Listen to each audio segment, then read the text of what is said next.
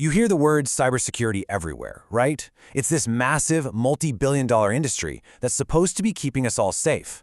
But what if I told you that the very way we think about it, the foundation of it all, is kind of flawed? In this explainer, we're going to pull back the curtain and deconstruct the biggest myths in cybersecurity to see what's really going on. I love this quote because it gets right to the heart of the matter. A ship in harbor is safe, but that is not what ships are built for. See, we tend to think of security like a fortress, a way to just lock everything down tight. But its real purpose isn't to stop us from doing things, it's to make it possible for us to do them safely. Okay, so that leads us to a really basic question, one that seems almost too simple to ask. What actually is cybersecurity? And honestly, the fact that we even have to ask that question is our first major clue that something's a little off. So, let's dive right in. First up, the fuzzy definition of cybersecurity and why it's so incredibly hard to pin down.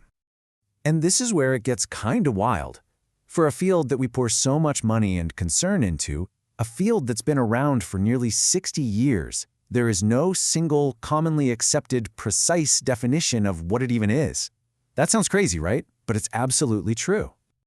So, to really get where all this confusion came from, we gotta go back to the word itself. The word cyber comes from Greek, and it means to guide or govern. It was coined way back in 1948. It wasn't until the 80s that someone just kind of slapped it in front of the word security, and let me tell you, a lot of the experts back then really hated it. And here's where you can really see the problem in action. On one hand, you've got a simple dictionary definition. It's just stuff you do to protect computers from crime. Easy enough. But then you look at the US government's definition, and whoa. It's a beast. It's talking about availability, integrity, authentication, confidentiality, non-reputation. I mean, these are super technical, specific concepts. If the experts and the rest of us are working off definitions that are this different, we're not even speaking the same language. Right. So this leads to a huge, kind of obvious next problem. If we can't even agree on what cybersecurity is, then how in the world are we supposed to measure it? There's this one question that makes pretty much every security pro just cringe. So, how secure are we? People want a number. They want a score, a grade, like an A+ or something. They want to be told, oh, you're 95% secure. But the pros know that's not a question they can actually answer in a meaningful way. Security just doesn't work like that. And this image is a perfect way to think about why that is. There's no such thing as a one-size-fits-all security policy. I mean, the kind of protection you'd build for a rhino is completely different from what you'd need for an octopus, right? The same exact principle applies to our technology. Okay, let's use a real-world example to make this stick. Imagine a grad student has their favorite chocolate chip cookie recipe saved on their laptop. The stakes are pretty low, so the security is probably simple. But now imagine that exact same recipe belongs to a giant, multi-million-dollar baking empire. All of a sudden, the context has changed everything. The risk of corporate spies is massive, so the protection has to be way, way stronger, even though the thing you're protecting is exactly the same. A pioneer in this field, a guy named Robert H. Courtney Jr., he basically laid down the law on this decades ago. He said you cannot say anything interesting about the security of a system except in the context of a particular application and environment. In other words, context is everything. So when we don't get that context as everything part, we start looking for something else. We start searching for silver bullets. That one single easy fix that's just going to magically solve all of our security problems. And you've seen this a million times, I'm sure.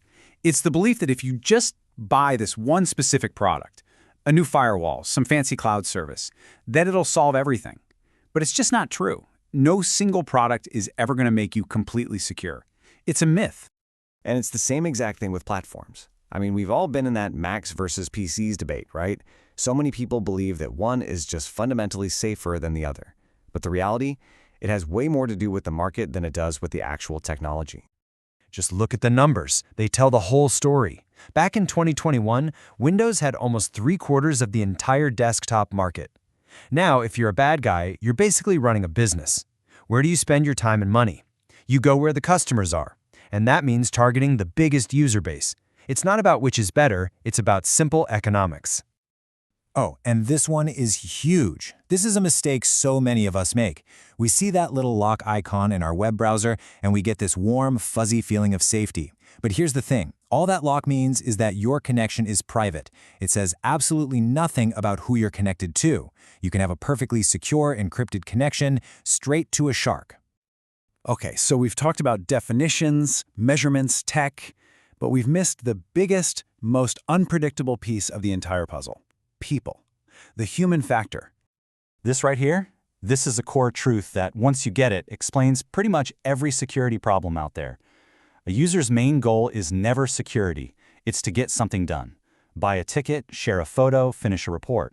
And if the security measures get in the way of that goal, people will find a way around them.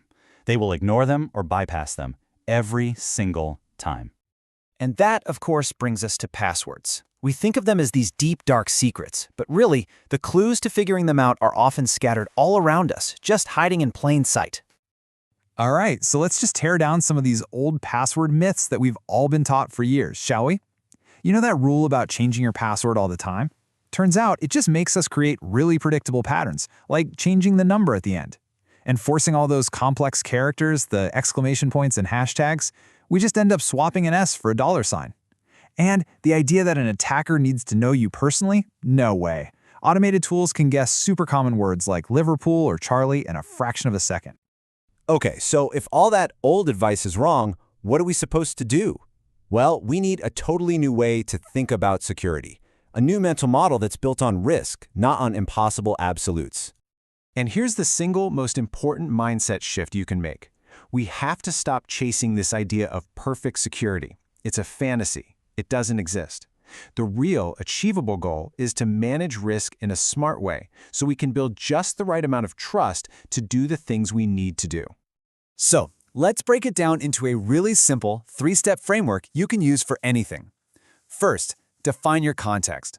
What are you actually protecting, and why is it important? Second, assess the risks.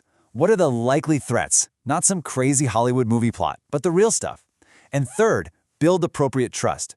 Do the protections you have in place actually match that level of risk? So, I want to leave you with this one last thought, a new question to ask yourself.